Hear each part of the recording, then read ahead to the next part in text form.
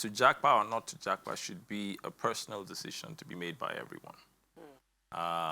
But on a national scale, it is something to be looked at because as a nation, when the bulk of your productive population demography is moving out in droves, then you need to stop and check what is going on.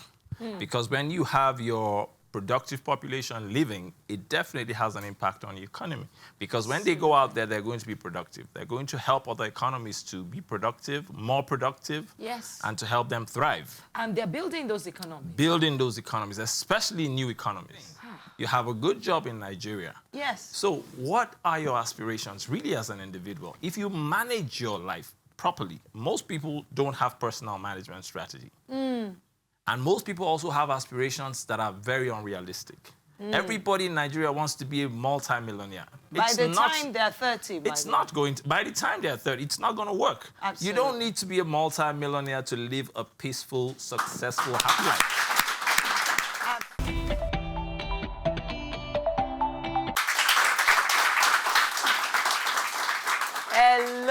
Hello, everybody, and welcome to the Moment Show with Pastor Funke.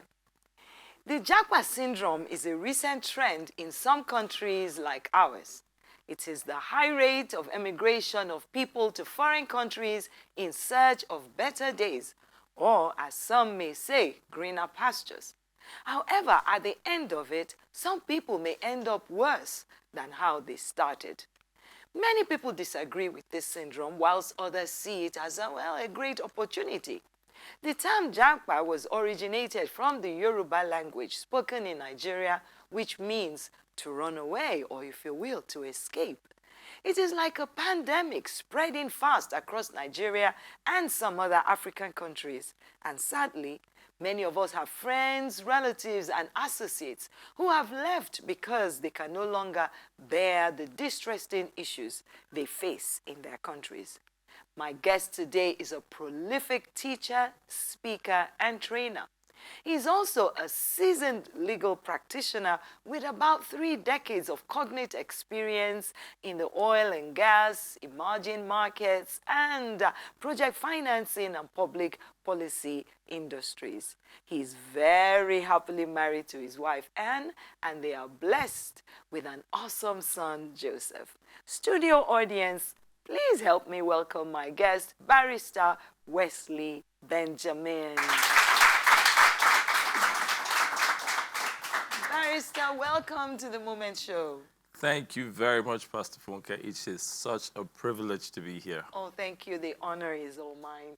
Thank you. And also for agreeing to come and speak on this topic of the Japa Syndrome. It's a kicker. Now, Indeed. I want us to go into the subject immediately. Now, should Japa be encouraged? Why or why not? It's a neither here nor there question.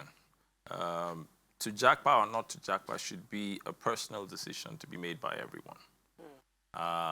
But on a national scale, it is something to be looked at because as a nation, when the bulk of your productive population demography is moving out in droves, then you need to stop and check what is going on.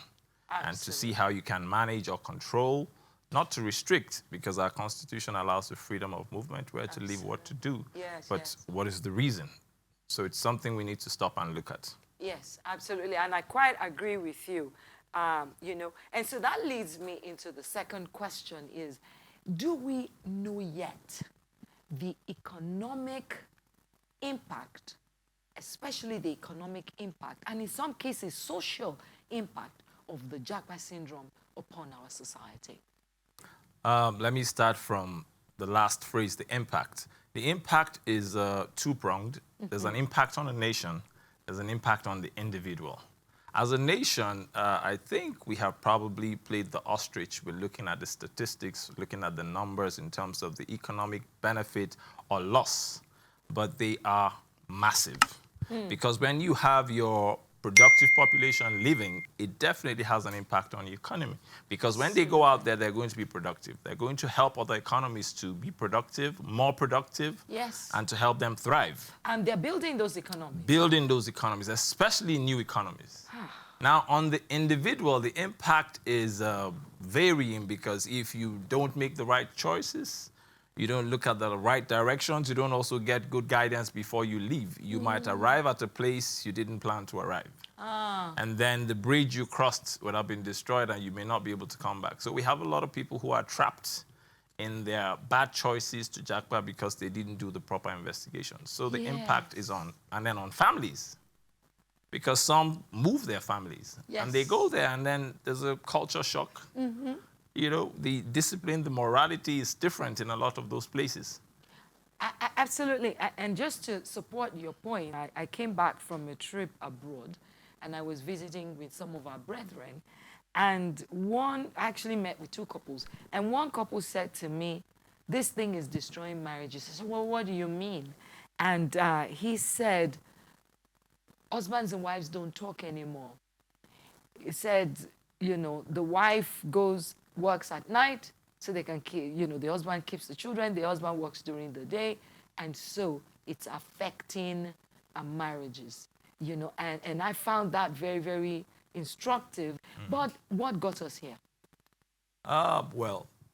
There's for individuals, because like I said, the impact for me that I like to measure is the impact on individuals, because the government can find a way to sort itself out and create a narrative. But even government, though. No, there's the aspect of government, but as individuals, you know, there's people allow themselves to get to levels of hopelessness that make them feel they don't have a choice. Do they have a choice? They do. We always have choices. We always have choices. It's just that people like to choose the easy way out. And the easy way turns out to be the hardest way for most people. Like what you're saying.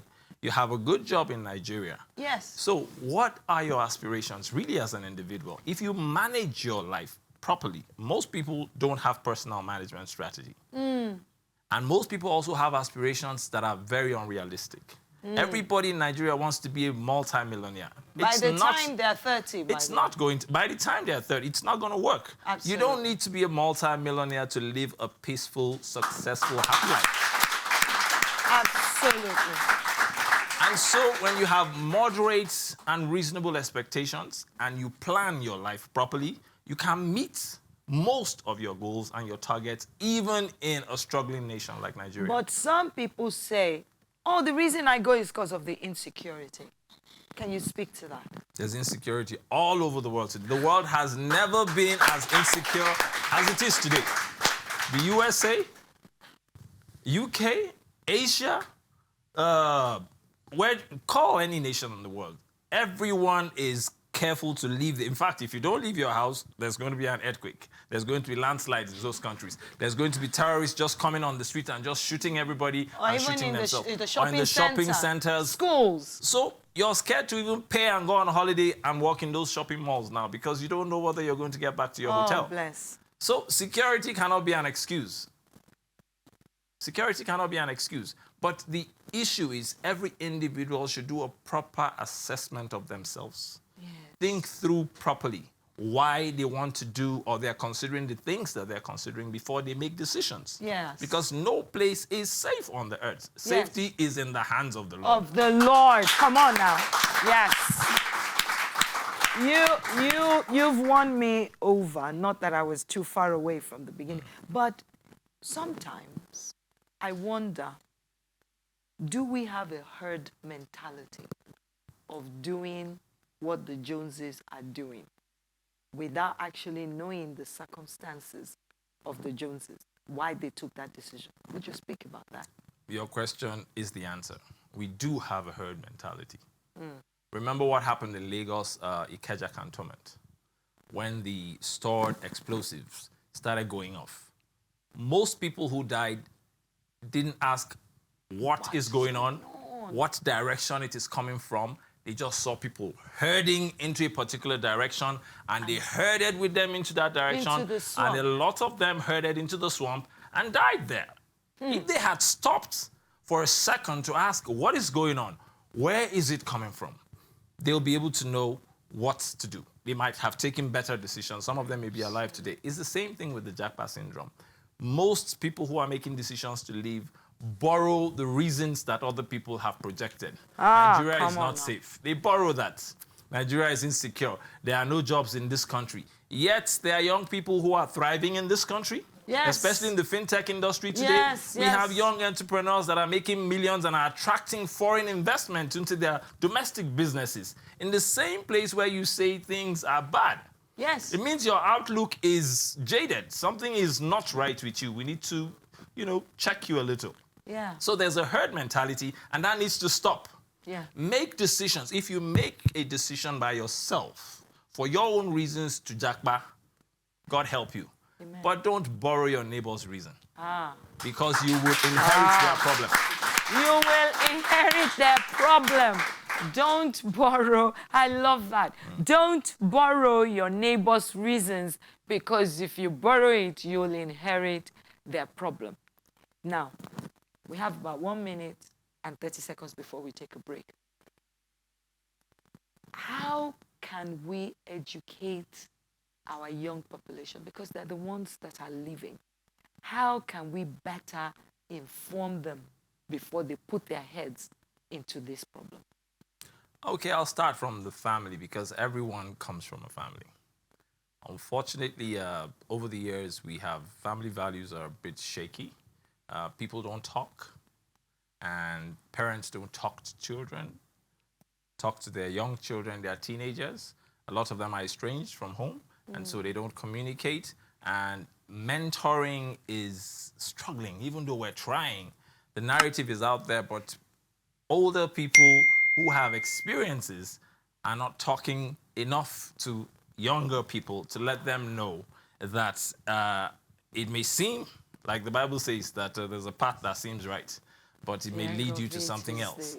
So we need to talk a lot to our younger people, starting from home. You have younger ones, talk to them. Yes. You have younger friends, talk to them. In our churches, in our mosques, in our schools, wherever it is that we gather, we need to talk to our young people to help them make the right choices. There's nothing wrong with wanting to go abroad and live and work. Nothing wrong with that. But you have to know what your why is. Yes. And when you determine your why for yourself, you have to determine, what are you going to meet? You have to understand the environment where you're going to. Absolutely. Study that country. What am I going to do when I go there? You have to do all of that. So it is important that we begin to, on all levels, on all fronts, on all platforms, talk to young people and then encourage them to learn a lot about the world that they are living in today. Absolutely. Absolutely. Talk to young people. We're going to take that short break and we'll be right back.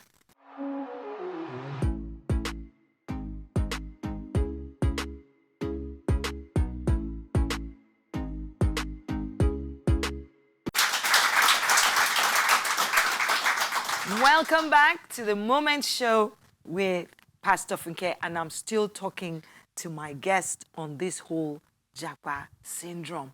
Now, before we took the break, we were talking about the herd mentality. Yes. So I want to ask this question. Is the blame culture, it's the government, is the this, is the that, is it killing us as a country? This attitude we have towards blaming everybody else. It has actually brought us where we are today.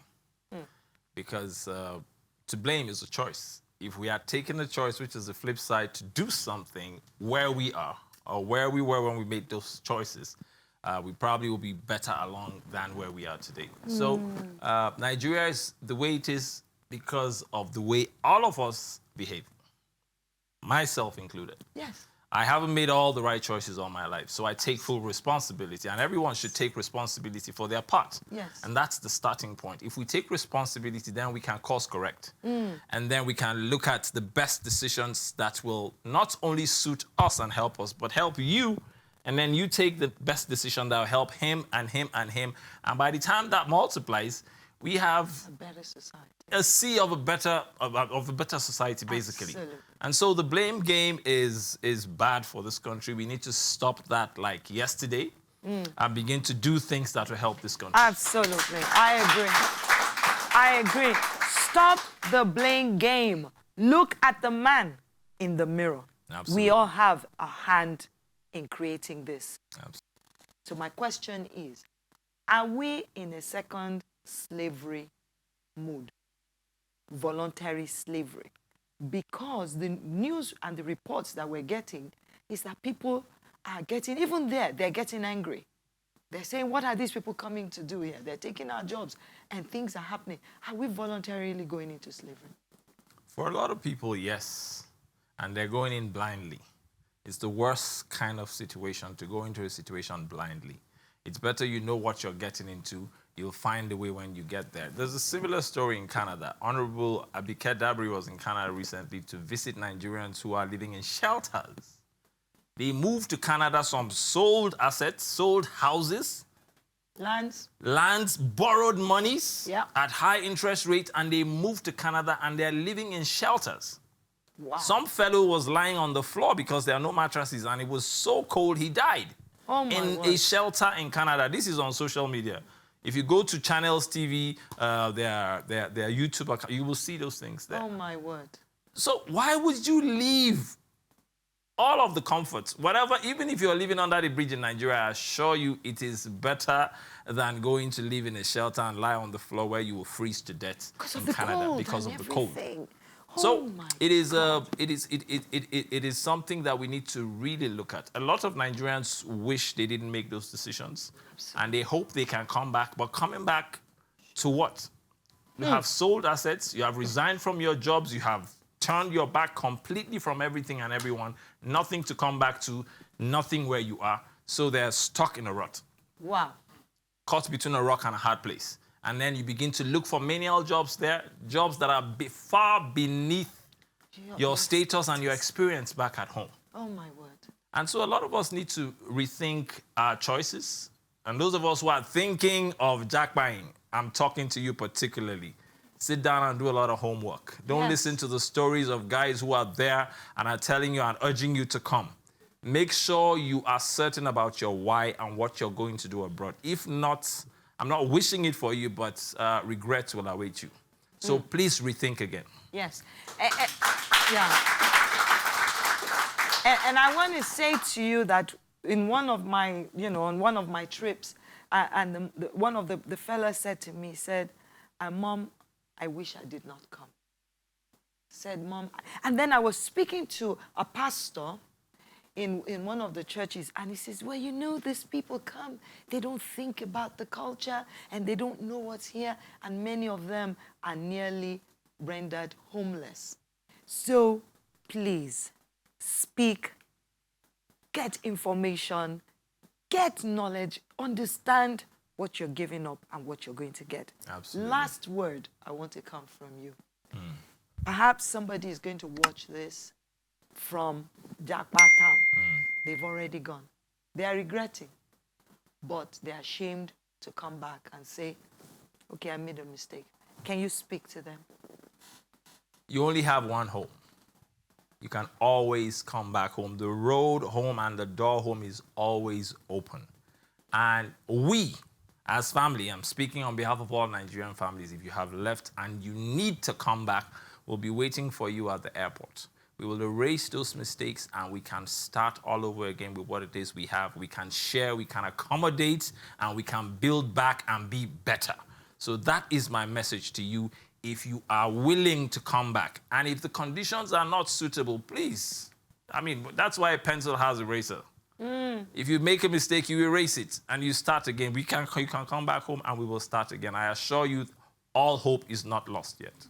All hope is not lost. All hope is not lost. Now, perhaps you're out there, you're watching us now, you say, oh, well, look at him, he's shining. And of course, he will say that.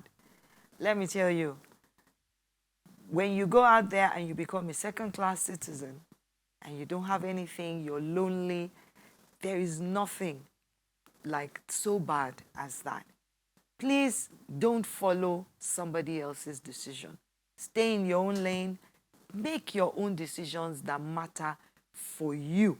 Let it be, because this is what God is telling you and this fits your circumstances.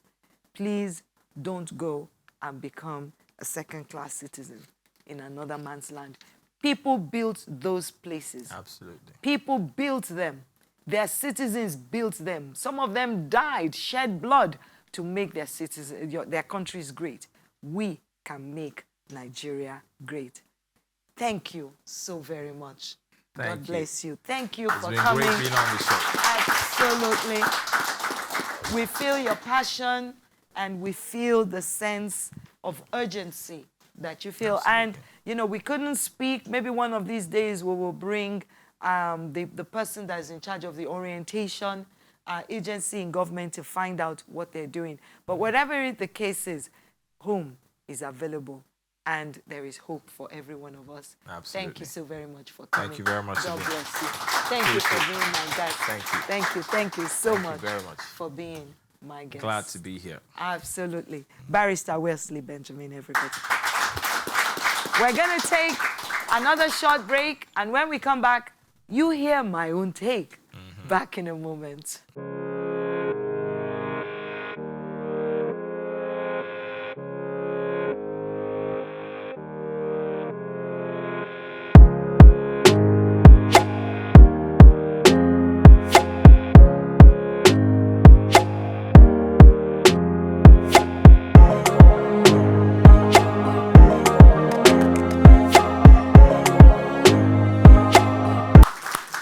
Welcome back to the Moment Show with Pastor Funke. And in this segment, I will take questions from our studio audience.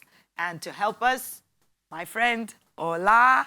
Thank you. Thank you very much, Ma. I was going to say that the responses from the guests that we had today will have scattered a lot of tables because a lot of young people really, really want to Japa. I imagine. But just looking at scripture, Ma, before I take the couple of questions that we have in the audience, Abraham, he Japad.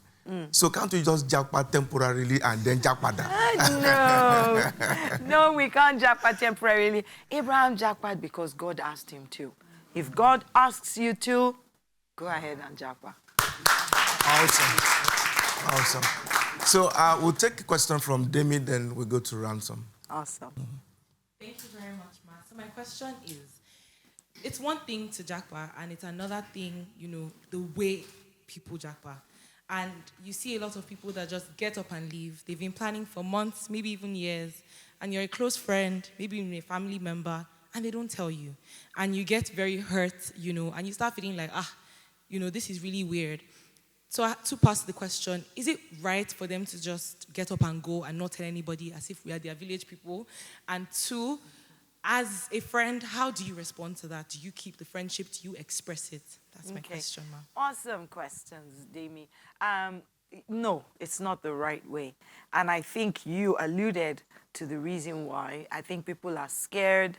You know, they're scared that even if it's not something physical or spiritual that you can do to them, like demon or stop them, sometimes people are just scared. You know, they don't want anybody to know because sometimes they even do all kinds of things to even get the means to go. You know, so that's part of it. And I think, you know, so yeah, people shouldn't do that, at least to close friends, you know. So how do you deal with it as a close friend? Well, I think once you know, you should let them know, you know, your actions hurt me.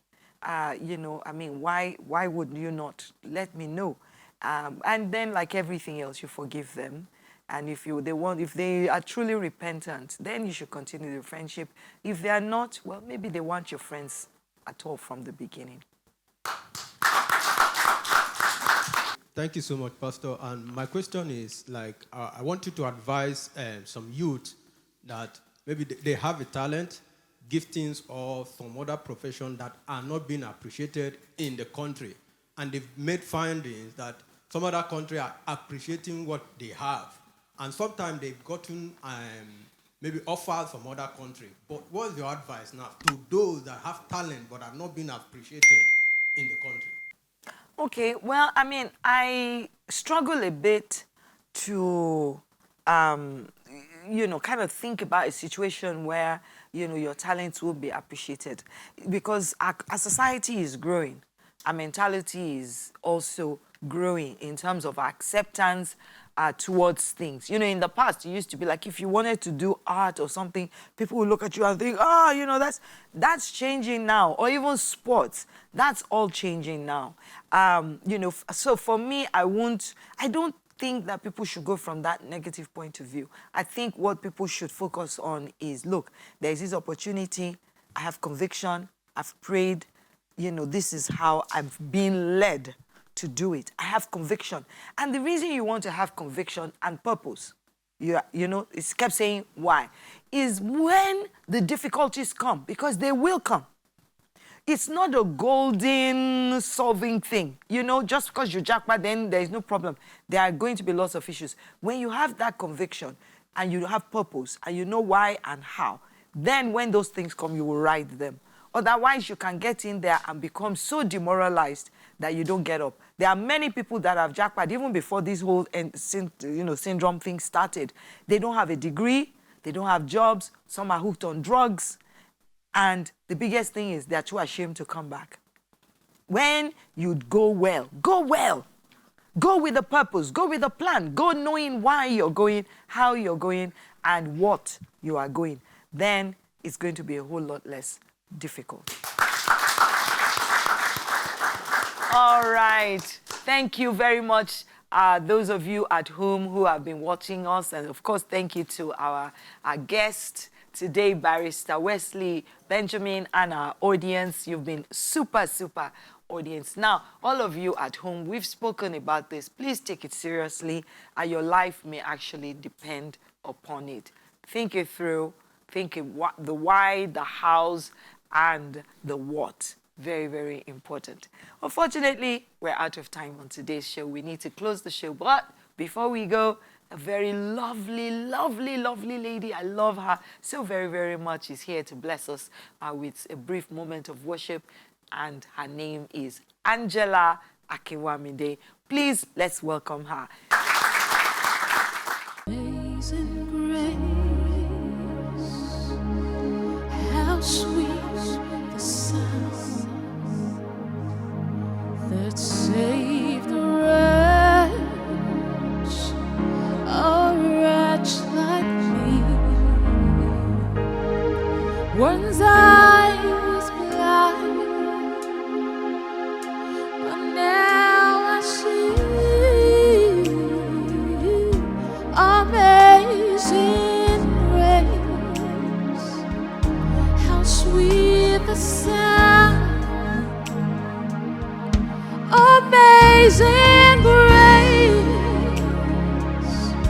how sweet the sound that saved a wretch like me. Once I was blind, but now I see. Amazing grace, how sweet the sound. Oh, He has given me victory. I will lift Him high. Oh, I will lift Him high. For the Lord has said